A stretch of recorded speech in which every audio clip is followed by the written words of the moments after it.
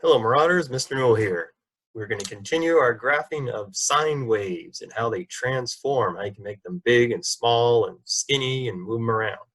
I got this T-Rex here to hopefully keep me safe from the virus. So first of all, let's check out Desmos. Let's bring up Desmos. Okay, so here's Desmos. Let's put in our basic sine graph. So you should open up Desmos, pause the video if you're not ready. Okay, so y equals sine, and just put x. And there's the sine wave. It goes on and on and on and on and on. Okay, and you can zoom in and zoom out. Let's back, looking at the height of this thing. This is your basic sine wave. And of course, we could go right here and starts at 0. Notice we go up, then down, all the way down, and back to 0. Notice it ends at 2 pi. That's 360 degrees all the way around the circle. We spun around our wheel in class. We went up, back to pi. There it says pi 0. We went down to 270 or 3 pi over 2. Back up. Notice the height. This height is 1. This height is -1. And here we are at 0. Here's where we started. Oops, I lost that one. Because I can't type on that one. But we can see these zones. If you get them just right, yeah, it's nice. It fills in the dots for you. There's that one. There's our 5 main dots we learned in the other video. Well, let's do something else. What if I took this graph and next to it, I put something like +5. Whoa, where did it go? It's up there. It went up to 5. In fact, how would I make it as a separate video? Let's put it back down where it was. Zoom out. Open a separate one, a separate graph. Y equals sine of x. Well, let's put like +5. Whoa, there it goes. It moved up. Notice it started at 5. If I put +6, it starts at 6, +7, +8. So it could start at different places. This is a vertical shift or a new center line. This number right in here is changing where it starts. It still goes up 1. If I zoom in on this guy, this is where it actually starts. Notice it goes up to 9. There it is, 9. Back to where it was. It's hard to get just right. I can't seem to get it. I'll just go to this one. There we go, down to 7. So it's at 8, but it still goes up 1 to 9, down 1 to 7, and then ends. Where does it end? Right here. I can't quite get it. But right here at 6.28. Okay, so that's a vertical shift. Oh, I could also put, -3, and now it's down below. Okay, let's do something different. I want to get a new color. Back to sine x. What if I put a number in front of it, like 2? Notice it's taller. How about this number? 3, 4, 5, 6. Aha! So now you got it really, really tall. So it goes all the way up to 6, down to 6. This is the amplitude. This could be like a loud sound. It's got more power. What if it's with the ocean waves? And a big wave hits you harder. So it's really tall, all the way up to 6, back to 0, all the way down to 6, then all the way back up. So this is called the amplitude. Okay, that's the amplitude. And how about we put these together? Let's go back to an amplitude of 2. And then how about I put in something like +10? The wave's up here now. In fact, think of this as the ocean. The water's 10 feet deep. 10 feet deep. But when there's water, there's waves in the ocean. Not like the waves you're surfing, but just out farther in the ocean, like you're in a boat. And the tide goes up, or the wave goes up, all the way up to higher. So it goes up to 12 feet, and then down to 8 feet. So it starts at 10 feet. That's how deep the water is. And as you bob up and down the water, sometimes you're 12 feet deep, sometimes you're 8 feet deep. Back to 12 feet, back to 8 feet. When you do, remember, when you do one cycle where you go up, down, then back to the beginning, that's one period. Can't quite zoom in, but if you started here, up, down, and back, that's one period. Okay, let's check out something else. Let's go back to our original graph. So we had a shift upward, we had an amplitude. Lastly, let's put this back. Let's put the 2 in the middle. Whoa, what happened here? Okay, let's turn this guy off again. Let's look at one period of our graph. Up, down to the bottom back here, 2 pi. That's one. But if I turn this one on 2 pi, notice it does twice as many. It goes up, down to the beginning, then one more. It does 2 cycles or 2 periods within one. If I put 3x, it does 1, 2, 3 in the time it would normally take to get the 2 pi. If I put 4, 40, well, there's 43, okay. There's 4. I could go 10. Now it does 10 little waves when normally would have done just one wave. It has a frequency of 10. This would be a high-pitched note. They tend to be like that. Well, I put something low, I'll use a parentheses. This would be slow. This would be a low note where it takes a long time for it to work out. Like when you slow down a video, people's voices sound slow because the wave is getting really stretched out. Okay, let's see if we can do some of this on paper.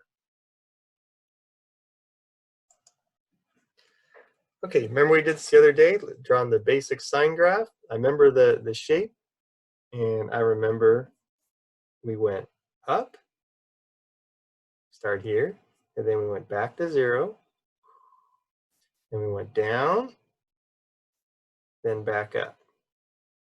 That was one period, one wave. And you remember the numbers? It took us all the way to 2 pi to get all the way there. And so half of 2 pi was pi, half of pi right here, pi over 2, halfway between here, between 1 and 2 is 3 pi over 2. Of course, here's 0. And the height we go up, just a unit circle, you go up to 1, something like below dotted line, and down to -1. There's our basic one. And it's important to put these labels in here. Don't forget, on our trig sheet, we've got this right in here. I wrote in a little 2 pi, it might be missing on yours. So there's our graph. But by putting different numbers in front of this, there's different things that can happen. Okay, so first of all, let's try the amplitude. So let's change one of the numbers here. If someone threw a plus 10 on it, well, this is going to be the center line. Or some people call it the vertical shift. Okay, so instead of starting normally would at 0, normally we started at 0. Now we're going to start at 10. And how high will it go? Well, it's going to go one higher, so this must be 11 now. And well, this would no longer be -1. This would be one below. This would be 9. So you just shifted it up 10, and it goes up to 11 and down to 9. Okay, let's change some of the numbers again. Okay, what if we put a number in front, all the way in front? Like, what if I put a 5 right there? This number in front is the amplitude. In fact, on our yellow sheet, if you flip it over, there's a fancy rule here. This is all the letters. A sine bx minus c plus d. This is all this stuff. Kind of like y equals mx plus b. The number we put way down here at the end, d, is the center line. That's where it starts. In front, a is the amplitude or the height. They get a little absolute value on there. So if somebody put 5, we're still starting at 10, but we're going to go up 5. So this would now be 15. And we would go down 5. So 10 minus 5 is 5. Okay, let's try one more. Let me put in. Okay, so let's try another one. Here's one that says 10 sine x plus 80. So you go, okay, let's see. I do this to make my graph. I go, oh, wait. So here's the plus 80. Some people call that letter D, but that's your vertical shift. So you're like, oh, this one's starting at 80. And then I look over here. Some people call this letter A. This is the amplitude. And we're going to go up 10 to 90. And you'll go down 10 to 70. And some people like to put a little dashed line there in here. So remember, you're going to be between 90 and 70. So you start at 80, up 10 and down 10. So then you could draw on your graph. Down and then back up. Of course, we still have to put the numbers in.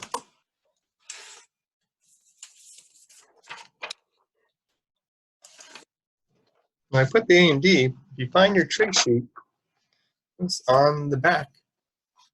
Here's a thing that says graph. Try to zoom that in. Graphing sine and cosine. Here's the whole thing. Kind of like y equals mx plus b, but it's got its own letters.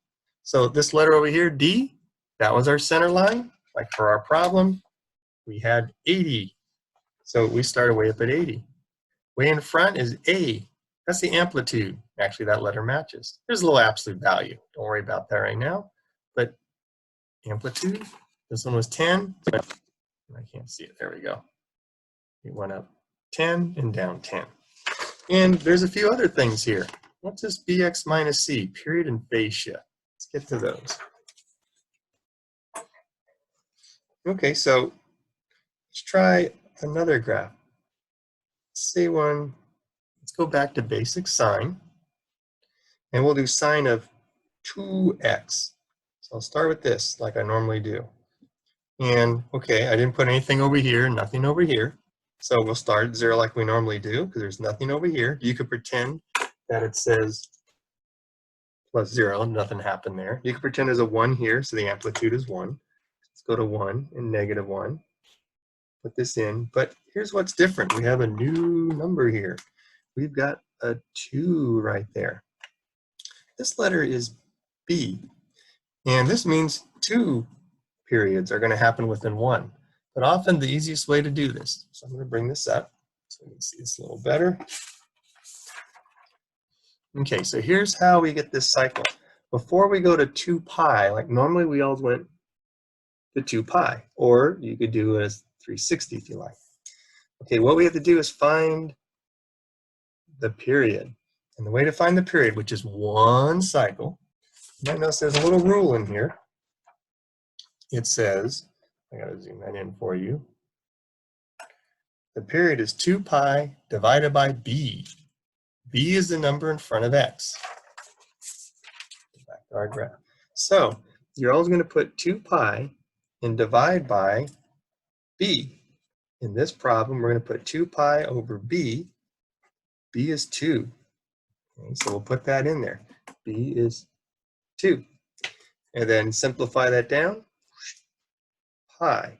That means one wave is going to happen in a length of only pi. If you want to do it in degrees, instead of 2 pi, you'd put 360 over b, which would be 360 over 2, put in 2, which is 180, which is pi. So what do I do with that? Someone says, what's the period? You're going to say it's pi, or say it's 180. So when you do your graph, you're going to, of course, you're going to go up, back to the middle, down, back up. But instead of being at 2 pi, our period is pi, so, or 180. I'm going to put in 180. This is where it ends. But where are these at then? Where are these at? We need to know those. The easiest way to do this is take this number, the 180. That's one period. Is one period for this problem. 180 is one period. I'll move this so you can see it. And take this number, divide by 4. That's the key. Divide by 4. 180 divided by 4 is 45 degrees. That means you'll put a number every 45 degrees. So in other words, I'm going to go, here's 0, of course, 45, add 45, 90, add 45, 135, add 45, 180. If you like to do it in radians, and you said, okay, I'm going to do it with pi. Okay, we'll do it with pi. Once again, divide it by 4. Pi over 4 is pi over 4. Okay, let's write these in. I'm going to use this black pen. You would say, okay, this must be pi over 4. This is how long each piece is. Notice there's 4 pieces. 1, 2, 3, 4. That's why we're dividing by 4. Should have made that clear. So we're cutting the 180 into 4 parts. 1, 2, 3, 4. Or you can take pi and cut it into 1, 2, 3, 4 parts. Pi over 4 is pi over 4. So here's pi over 4, the next one. Just keep adding pi over 4. 2 pi over 4. 3 pi over 4. And lastly, 4 pi over 4. There you go, 1 pi, 2 pi, 3 pi, 4 pi all over 4.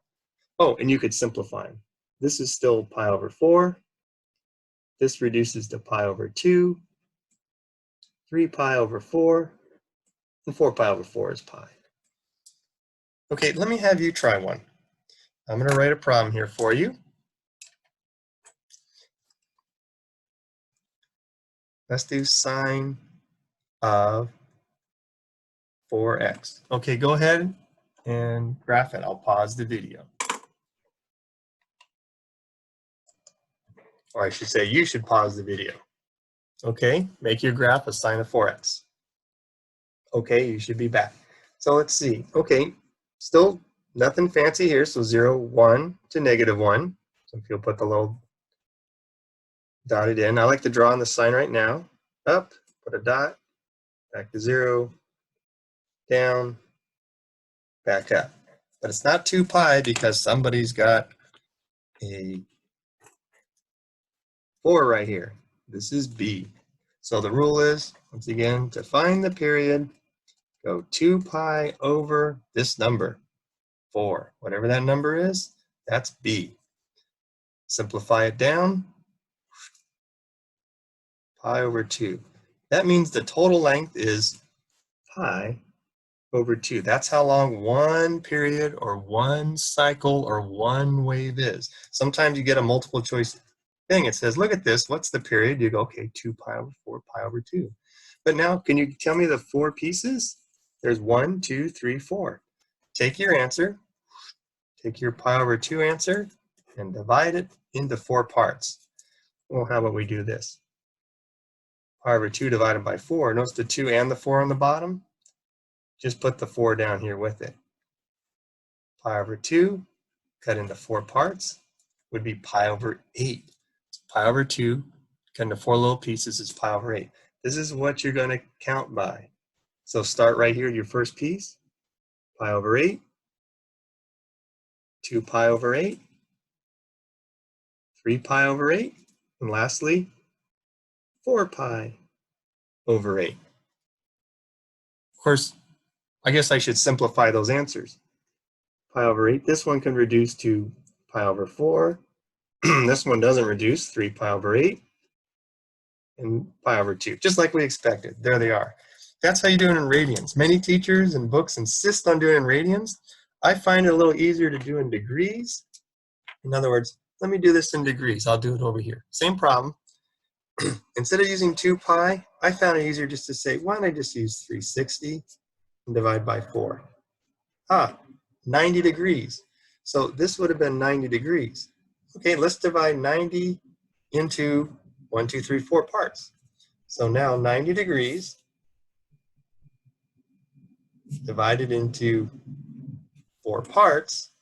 Ooh, I might need my calculator. That's 22.5 degrees. So 22.5, 45, 22.5 on that is 67.5. Sorry, it's hard to read. 67.5 and 90. And so you could do it all in degrees. This is really common measurement construction. Okay, here's one other one. Let's do something a little different. What if somebody, let's put some of those other numbers back in here. What if someone did 3 sine of x plus 5? Okay, once again, can you do it? Pause the video. Okay, and once again, pretty basic. Oh yeah, start at 5, go up 3, so 8. Go down 3, that'd be 2. Put your little dashes, and of course, make your wave. Is there anything here in front of b? In front of x, is there a b? Nope, so it's a regular 2 pi. Cut 2 pi into 4 pieces. That's pi over 2. Remember, we cut it into 1, 2, 3, 4. So pi over 2. 2 pi over 2 is pi. 3 pi over 2, 4 pi over 2. But let's throw something new in here. Once in a while, you're going to see someone throw a negative on front. Why is there a negative? Negative? It's not happy anymore. It's sad. It's negative. The whole graph turned negative, so it's upside down. What does that mean? Instead of going up, do this. Go down, back up, back to the top, and back down.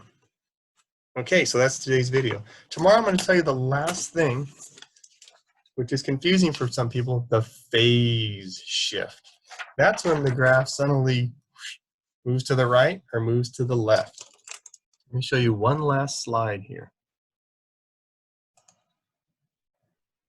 Okay, and here's a nice slide that shows all the things we just talked about. So there's A, the amplitude. Is it going to go like, tall? The period, do 2 pi over b, whatever's in front of x. This C, we'll talk about tomorrow. It's a phase shift. It moves the graph kind of a little to the right or a little bit to the left. That is a little tricky. And lastly, here's your vertical shift. Remember, you need starting point plus 4 more points.